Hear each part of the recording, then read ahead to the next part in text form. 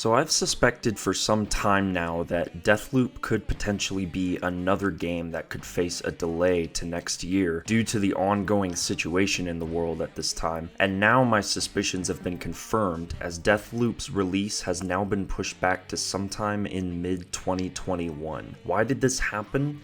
And why is it important and beneficial for both the team in Lyon as well as the game itself? Let's discuss. The worldwide pandemic has undoubtedly affected Arcane Studios in major ways, as the teams in both Austin and Lyon have transitioned to a work-from-home environment. Lyon, however, are neck deep in the development of Deathloop, so it would only make sense for them to push the game back in order to meet their quality standards of delivering top-tier single-player experiences, with the likes of Dishonored and Prey being the most notable examples. The Dishonored series and Prey were both given proper time to incubate, and that allowed the finished products to stand out among the crowd, as well as strike a chord with gamers and critics alike. The pandemic has been quite possibly the biggest paradigm shift we've seen yet. Everything about our lives, every single one of them, has been in some way transformed into something almost unrecognizable. However, life must go on, and if the Lyon team have made significant progress on Deathloop from the comfort of their own homes, they absolutely deserve the time to make Deathloop as good as possible without the constraints of having to meet a deadline in a year where deadlines are being continuously pushed back, and with good reason. Dishonored 2 was in development for 4 years, but the game launched infamously on all systems with a litany of glitches and bugs, primarily on the PC. Prey managed to launch on PC in a fairly well-optimized state, but the console version suffered greatly, and the game also had a bug that halted all progress for the IGN critic who awarded the game a score of 4 out of 10 at launch. A somewhat warranted critique,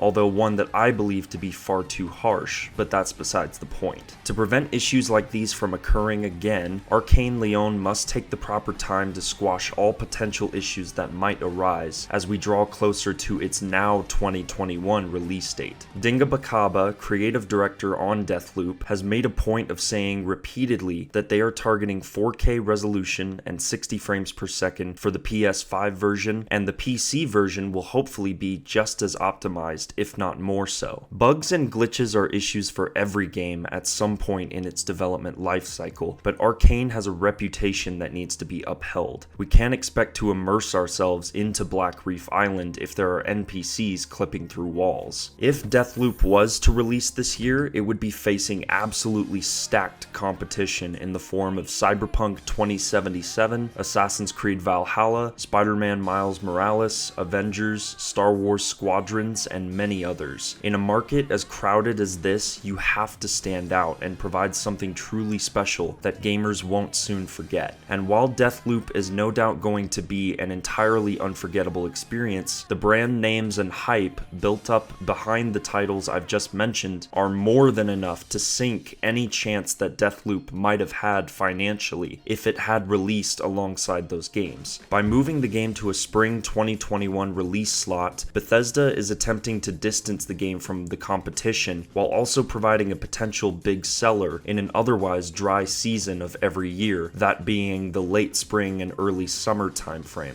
Bethesda did deliver Doom Eternal in March of this year, and while the pandemic was slowly gaining speed at that time, Doom sold like crazy and was the smash hit that Bethesda needed. If only we knew how the rest of this year would turn out. Anyway, Deathloop will hopefully benefit from a less crowded release window and sell more copies as a result. Immersive sims have always been a niche genre, but Arcane Studios have not had a true breakout hit since the first Dishonored back in 2012. Their following titles did sell, but not necessarily enough to warrant more support or future games in their respective franchises. Deathloop is a golden opportunity to reignite interest in these types of games, and also to hopefully hopefully bring in a whole new group of players who are willing to spend their hard-earned money on a game that is actually worth their time and not inundated with filler and meaningless content. Arcane Studios and their games have been nothing like what I've described, but to put it simply, Deathloop is the next evolution for the studio, and I wish them the best of luck during these last few months of development, and I can't wait to get my hands on the game. So these are my thoughts on Deathloop's delay to 2021, but now I want to know what you think in the comments down below. Are you disappointed or elated to hear about the delay? Are you planning to play Deathloop once it releases next year? Has the delay made you optimistic for the game's quality, or does it concern you? Let me know your answers. Consider subscribing for more content like this, and be sure to hit that notification bell so you never miss a video. And remember that the outsider walks among us.